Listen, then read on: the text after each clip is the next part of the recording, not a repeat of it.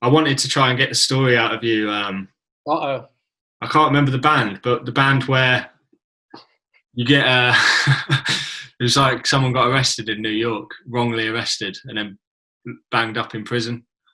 Cerebral Bore. Cerebral Bore, yeah. So tell me the story of Yeah. Cerebral Bore.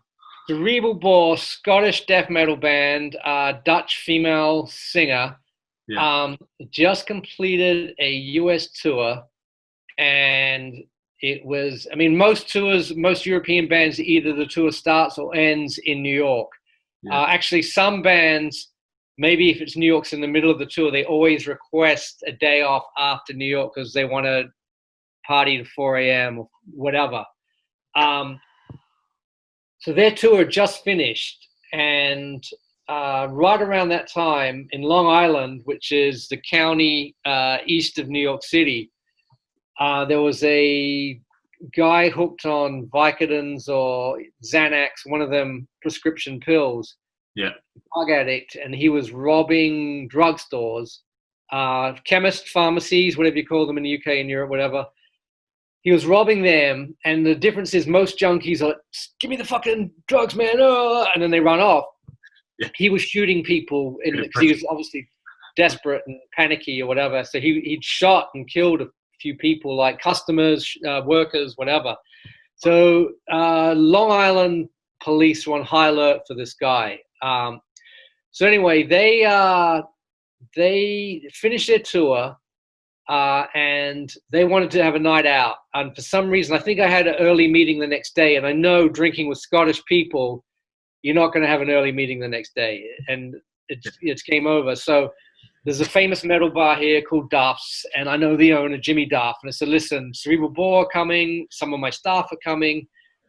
Please take care of me. He's like, Al, I got you. Don't worry about it. You're covered. So Nick from my office and Ali Ma went with his wife, took them out, and Nick told me that maybe the bar bill was $100 at the end of the night, but he said at any other bar it would have been $1,000. So that's how much they drank, like shots, beers, liquor, shots, cocktails, whatever. And near the end of the night, Nick knew where it was heading, so he's like, "Oh, I've got to go, lads, bye." And he left. He got out of there, sort of thing.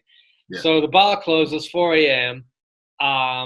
And they Paul, the guitarist, is like, "Oh, come on, man! It's our fucking last night in the city. Let's go on an adventure." So Ali and his wife, instead of going, "No, we got to go home. We got to get up early or whatever," they're like, "Okay." So they're walking around, and they walk from where is that?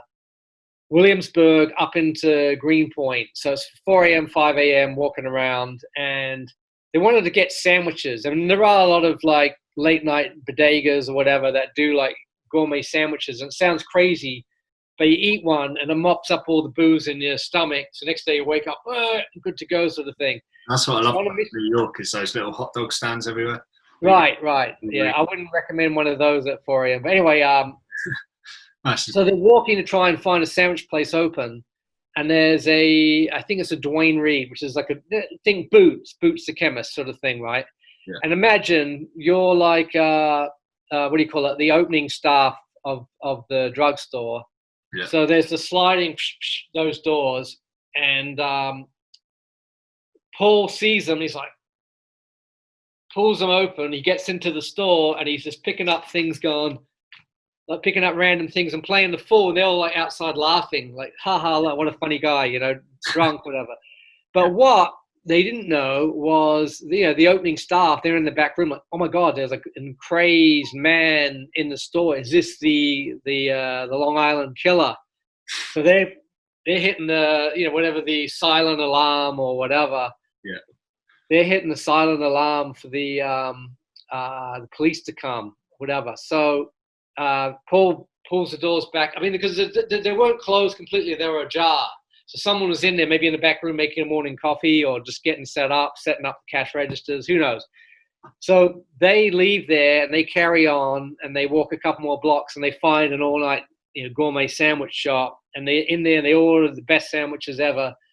And Ali said they're on a stoop, 2 doors down from the sandwich place, eating these great, like, this is the best sandwich ever, chewing into their sandwich. Yeah. All of a sudden, 5-6 police cars come out of nowhere.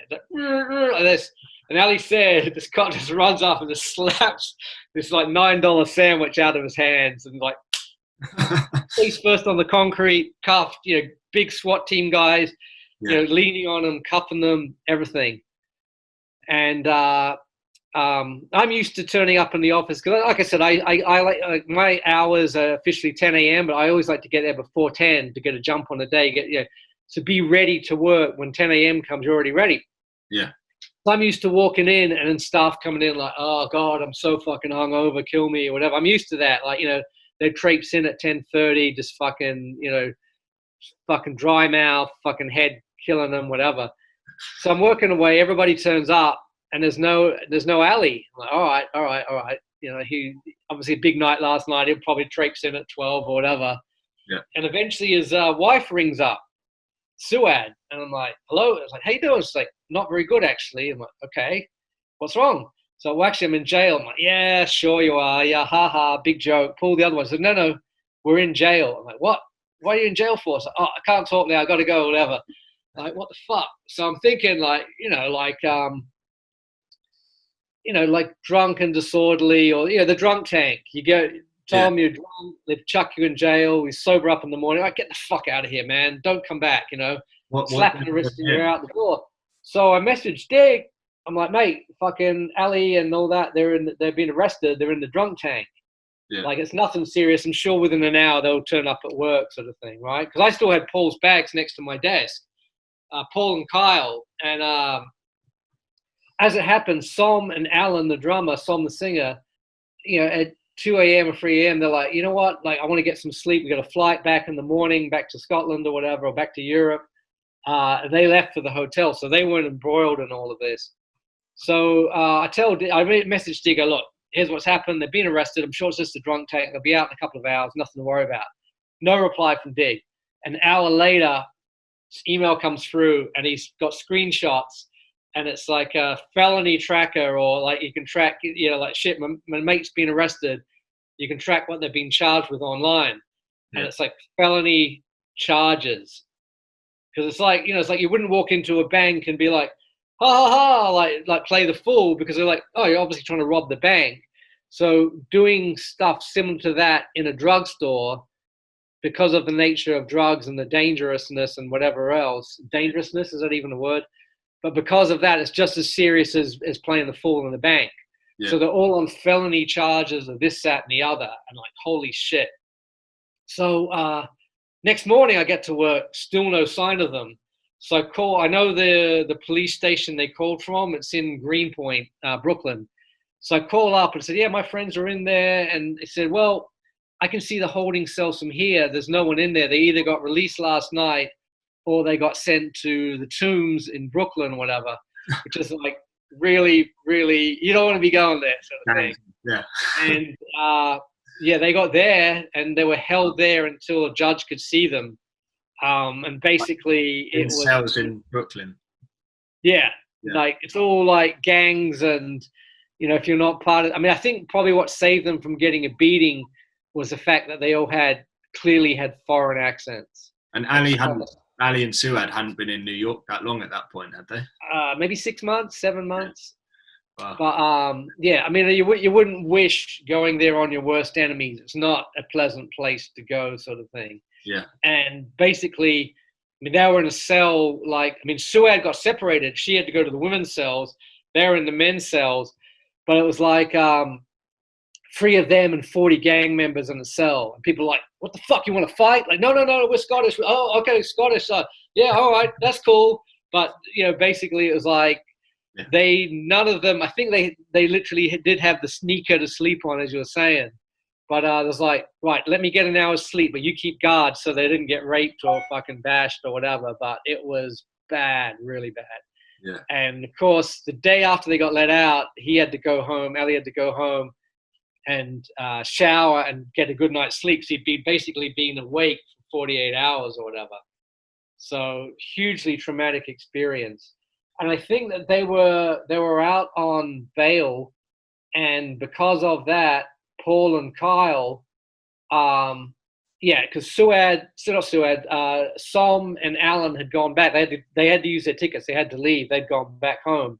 Right. But Left them. because they had to stick around to appear in court, Yeah. they ended up sleeping at Central Park for like a week or something. Wow. So it actually went as far as like a proper court date and everything. Yeah, yeah. And they eventually, obviously, they got, because actually what happened is in between being let out in bail and attending court, they'd actually caught the drugstore killer. So the panic and the fear of the store, drugstores and all that had died down. So it's like, oh, obviously you're drunk playing the fool. I mean, the sucky thing for Ali and Suad is they didn't even go in the store. They're just going, ha, ha, ha, like watching Paul through the window. But because it's your mates, you go down with them, sort of thing, Yeah. Wow. Hugely traumatic for everybody involved.